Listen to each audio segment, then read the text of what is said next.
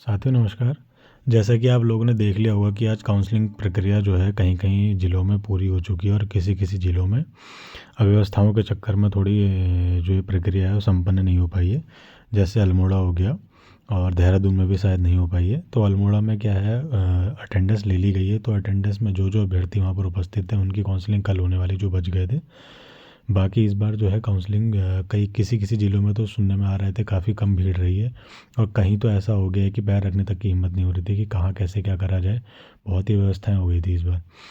बाकी देखने वाली बात है कि काउंसलिंग के बाद जो ये जो प्रक्रिया है इसको ये लोग कैसे संपन्न कराते हैं या किस बेस पे ये लोग इस चीज़ को लेने वाले हैं, क्योंकि सुनने में आ रहा है कि जितने अभ्यर्थी बुलाए गए थे सभी की काउंसलिंग करा ली गई है। तो उसके बाद देखते हैं अब क्या मेरिट लिस्ट ये लोग बनाते हैं या किस बेस पे ये लोग लेने वाले हैं। ठीक है, मेरे हिसाब से तो वरीयता क्रम के हिसाब से इन्होंने एक मेरिट बनानी चाहिए, उस हिसाब से लेना चाहिए। बाकी देखते हैं क्या रहता है, क्योंकि जनरल में शायद हर जगह 77-75 तक अभ्यर्थियों को ले लिया गया है जनरल में, और SC ST में उससे नीचे तक गया है और EWS में और नीचे गया है।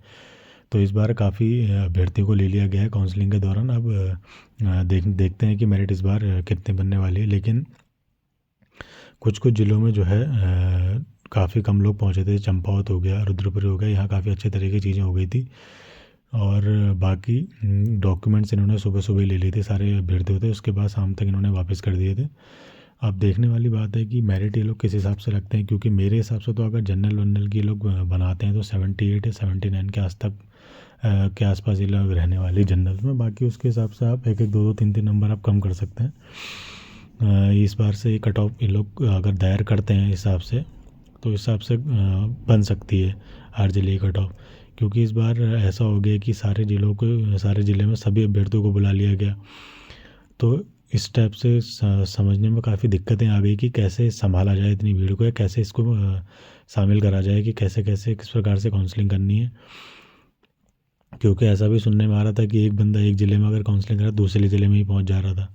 तो ऐसी भी कई चीज़ें देखने को मिली हैं, सुनने में आ रही थी। अब सही कितनी है ये वही लोग जानते हैं जिन्होंने ऐसा करा है। बाकी देखते हैं क्या रहता है कि काउंसलिंग के लोग किस हिसाब से बैठाते हैं। जैसे आप पौड़ी का देखेंगे, पौड़ी में 75-77 तक रुक गई थी लास्ट उसकी जनरल की। उसके बाद EWS OBC की भी अलग अलग रही है। बाकी क्या कहते हैं, हर ज़िले का थोड़ा अलग अलग सिनेरियो रहा है। क्या ज़्यादातर लोग अल्मोड़ा ही पहुँच गए थे नैनीताल को छोड़ के। नैनीताल पे देहरादून के लोग भी अल्मोड़ा पहुँचे हुए थे। टिहरी पौड़ी यहाँ ज़्यादातर भीड़ रही। बाकी जो दूर दूर वाले इलाके हैं वहाँ बहुत कम रहे। पिथौरागढ़ भी काफ़ी कम लोग पहुँचे थे। तो इस प्रकार का रहा है कि अब शॉकिंग चीज़ें देखने को मिलेंगी, क्योंकि देखिए कहीं हद से ज़्यादा जा सकती है कट ऑफ, कहीं काफ़ी कम रह सकती है। क्योंकि देखिए टॉप मेरिट वाले डिवाइड हो गए ना अलग अलग ज़िलों में। अब मे भी ऐसा हो सकता है जो होम डिस्ट्रिक्ट वाला है वो तो होम डिस्ट्रिक्ट होगा, बाकी कोई अलग बगल इधर ज़िले में चला गया, कोई बगल वाले ज़िले में चला गया। ये देखने वाली बात है। अब देखते हैं कि इस बार क्या कह रहे थे। मेरे हिसाब से तो कुछ शॉकिंग रिजल्ट दिखने वाले हैं आप सभी को। हर ज़िले का अलग अलग रहने वाला है।